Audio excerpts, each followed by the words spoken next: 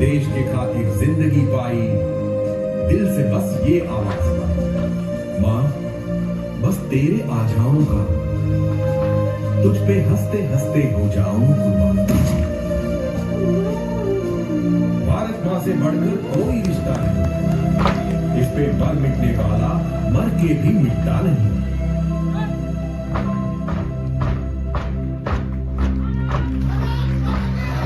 सैनिक की देश की सुरक्षा के लिए समर्पित है, लेकिन किसी भी देश को आगे ले जाने के लिए केवल बाहरी सुरक्षा पर्याप्त नहीं होती। इस सोच से काम करना होगा। शायद आप सोच रहे होंगे कि हम तो साधारण नागरिक हैं। कोई जॉब करता है तो कोई बिजनेस, कोई दुकान संभालता है तो कोई घर, तो हम भला कैसे सैनिक बन सकते हैं? बन सकते हैं, हम भी सैनिक बन सकते हैं।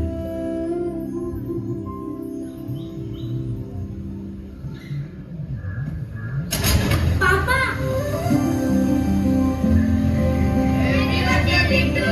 Thank you thank you. अच्छा, मेरे बिट्टू को बर्थडे में गिफ्ट क्या चाहिए? Teddy bear. श्योर, तो आज शाम को पापा टेडी बेयर के साथ आएंगे। पर पापा, आप टेडी बेयर के चक्कर में लेट मत हो जाना, नहीं तो मैं आपके बिना केक नहीं काटूंगा। आज मैं शाम को 4 बजे ही आ जाऊंगा और आपके लिए मार्केट से रसगुल्ले लेकर आऊंगा। बहुत पसंद है आपको? हाँ। लव यू बेटा, खूब खूब खुश रहो। अच्छा, अभी पापा ऑफिस को लेट हो रहे हैं तो निकलते हैं। बाय।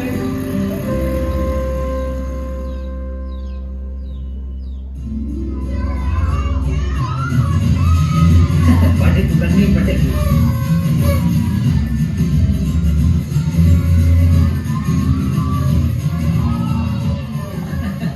दादाजी, जी बेटा। पापा अभी तक क्यों नहीं आए? पापा बस आ ही रहे होंगे, मेरी अभी बात हुई उनसे। ऑफिस से निकल चुके हैं, वो मिठाई की दुकान है ना, बस वहाँ थे। और पापा ने तो कहा था 4 बजे तक आ जाएंगे और अभी तक नहीं आए। बेटा, पापा आने ही वाले। चलो, तो अपने दोस्तों के साथ केक काटने की तैयारी करो। आओ। फोन आ गया। हेलो, क्या एक्सीडेंट?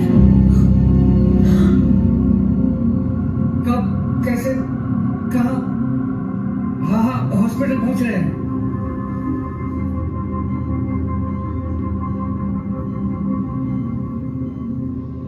हम पूरी कोशिश कर रहे हैं, पर अभी कुछ भी कह पाना पॉसिबल नहीं है। सर पे चोट लगने के कारण वो कोमा में चले गए हैं।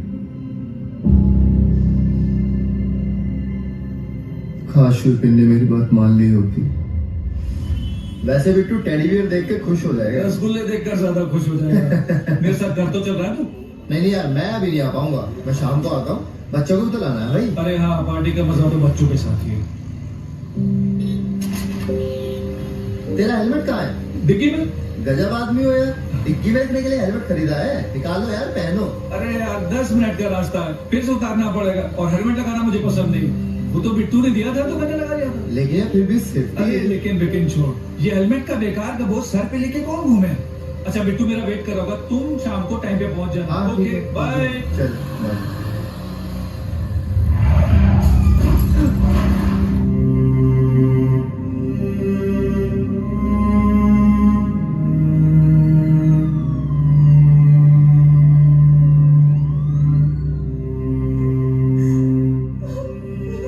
अगर विपिन हेलमेट पहन लेता तो ये नौबत ना आती।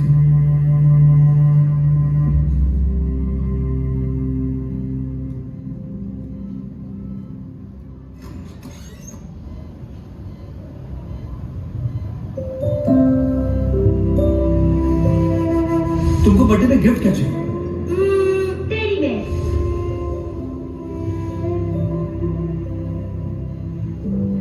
आज मैं शाम को 4 बजे आ जाऊंगा। आपके लिए मार्केट से रसगुल्ले लेके आऊंगा।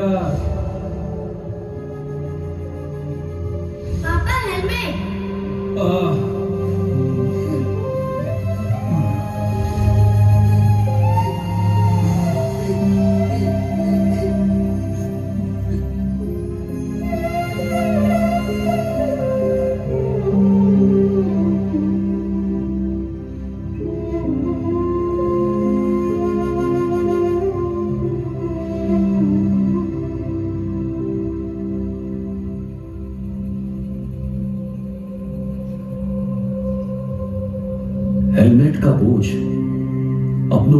के बोझ से बहुत हल्का होता है।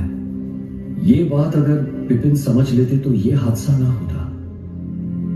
हम अपनों की खुशियों के लिए बहुत कुछ करते हैं, लेकिन ये भूल जाते हैं कि हम ही उनके लिए सबसे बड़ी खुशी है। माँ बाप, पति पत्नी, भाई बहन, बच्चे, दोस्त, कितना खुशियों से भरा संसार होता है हमारा। पर ये सारी खुशियां हम सिर्फ एक लापरवाही से एक पल में तबाह कर देते हैं। केवल भारत में ही सड़क दुर्घटना में रोज 400 लोग मरते हैं।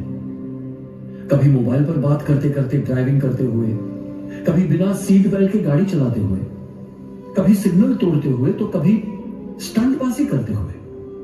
और जब किसी की मौत होती है तो एक इंसान की मौत नहीं होती, एक पति, पत्नी, बेटे या बाप की मौत होती है। एक डॉक्टर, इंजीनियर या साइंटिस्ट की मौत होती है। और बात केवल ट्रैफिक के नियमों की नहीं है। देश का हर एक नियम, हर एक अनुशासन हमारे भले के लिए और देश के विकास के लिए होता है। इसलिए एक सैनिक की तरह डटे रहकर हर एक नियम का पालन करें।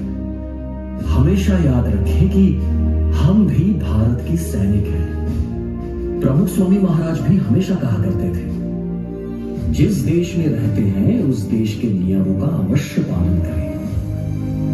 देश के हित के लिए प्रमुख स्वामी महाराज और भी कई बातों का ध्यान रखते थे। तो वो कौन सी बातें हैं, आइए देखते हैं।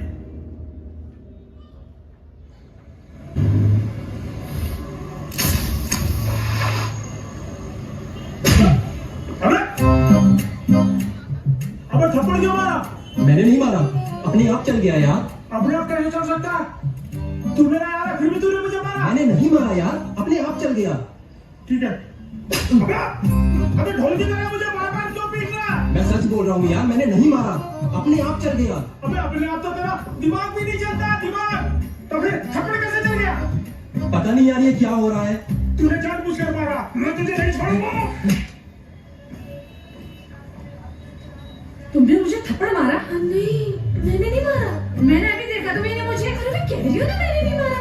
अरे कितना झूठ बोलती है, अरे मैंने नहीं मारा थप्पड़। तूने मुझे थप्पड़ मारा, मैं तेरा बड़ा भाई हूँ। अरे भैया मैंने नहीं मारा। अरे ये क्या कर रहे हो? अरे छोड़ो मुझे। अब तुम्हारे हाथ नहीं चलेंगे। छोड़ो मार मुझे। नहीं पाओगे तुम अब। मारा मारा मारा, मैंने थप्पड़ नहीं मारा। अभी मारा। ए भाई, मत लड़ो, ये सच कह रहा है। यहाँ आसपास में भी कई लोग ऐसे ही लड़ रहे हैं। लोगों के हाथ अपने आप चल रहे हैं। अरे मेरा अपना हाथी मुझे क्यों मार रहा है? जरूर यहाँ कोई भूत प्रेत कैसा आया है जो सबको आपस में लड़ा रहा है। हाँ, अरे भूत नहीं है, जरूर कोई वायरस फैला रहा है। थप्पड़ वायरस, ये वायरस हाथों में घुसता होगा, तभी सब एक दूसरे को थप्पड़ मार रहे हैं। अरे फालतू बकवास मत करो, बहुत बड़ी मुसीबत आने वाली है। हाँ, अगर तुम लोग नहीं सुधरे तो जरूर बहुत बड़ी मुसीबत आने वाली है। ये कैसी आवाज आ रही है? कौन है आप? ये पक्का मिस्टर इंडिया होगा, तभी दिखाई नहीं दे रहा। अरे मेरा पड़ोसी भी दिखाई नहीं देता उधार लेने के बाद। ये मल्लू होगा। ना मैं मल्लू हूँ, ना ही कल्लू हूँ, और ना ही मिस्टर इंडिया।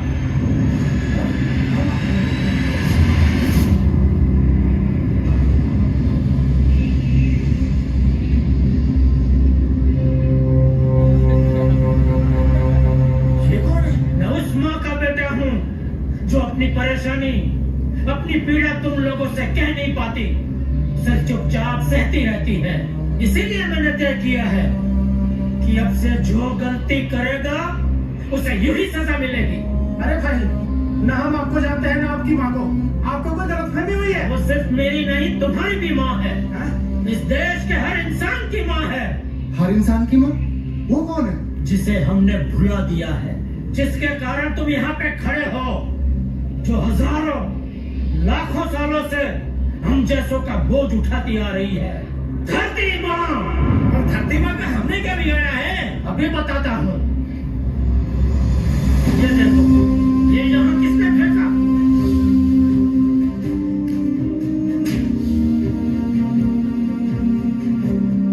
ये बोतल यहाँ पे किसने फेंकी?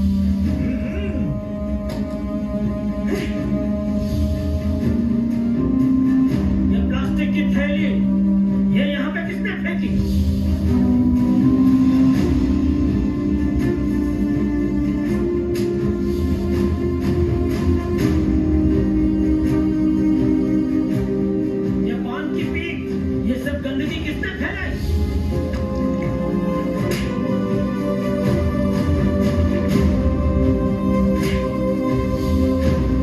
ये सब हमारा किया कराया है। हमारे आसपास हर जगह डस्टबिन लगे हुए हैं, लेकिन हमें वहां तक जाना ही नहीं है।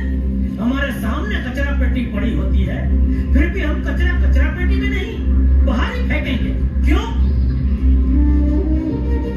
हम अपने घर को अपना समझते हैं, इसलिए उसे साफ सुथरा रखते हैं। तो क्या हमारा मोहल्ला, हमारा शहर, हमारा प्रदेश, हमारा देश ये हमारे अपने नहीं है? क्या इसे साफ सुथरा रखना हमारी जिम्मेदारी नहीं है? हम इतने लापरवाह कैसे हो सकते हैं? मीलों का प्रदूषित धुआं हवा में छोड़कर हवा को गंदा कर दिया। फैक्ट्रीज की गंदगी को नदियों में छोड़कर नदी का साफ सुथरा पानी गंदा कर दिया। केमिकल वाला कचरा जमीन में डालकर जमीन को गंदा कर दिया। हमारा भारत देश तरक्की करता है तो हमें गर्व महसूस होता है, लेकिन ये जो एक बात है, इससे हमारा सर शर्म से झुक जाता है। अरे हम ही लोग कहते हैं ना कि जो घर साफ सुथरा रहता है उसमें लक्ष्मी जी आती है, वो घर सुख समृद्धि से संपन्न हो जाता है।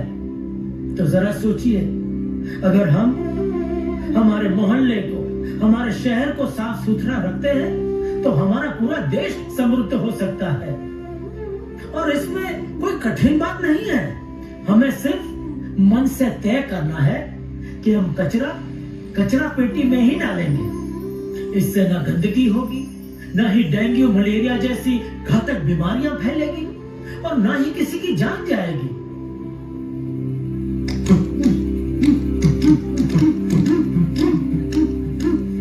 हमसे बहुत बड़ी गलती हो गई। हमारे लिए तो थप्पड़ की सजा भी कम है, हमें माफ कर दीजिए। माफी मुझसे नहीं, धरती माँ से मांगी।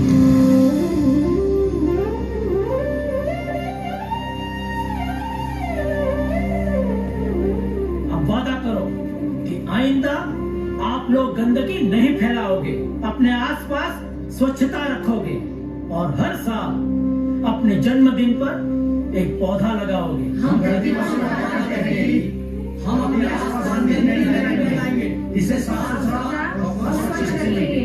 हम अपने जन्मदिन पर पौधा लगाएंगे।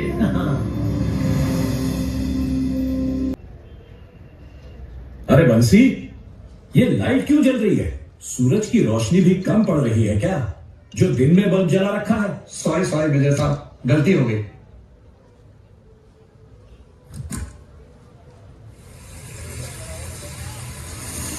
अरे मुन्ना, ये बाल्टी भर गई है, नल तो बंद करो। कितना पानी बह रहा है। सॉरी मेजर साहब।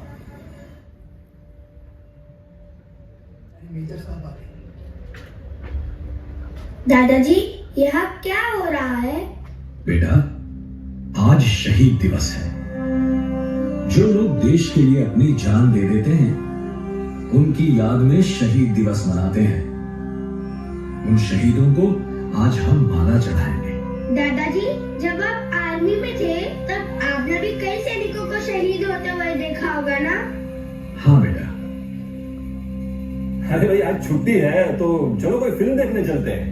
हाँ भाई, शहीद दिन का कार्यक्रम तो निपट गया। परिमल, ये क्या बोले तुम? कार्यक्रम निपट गया?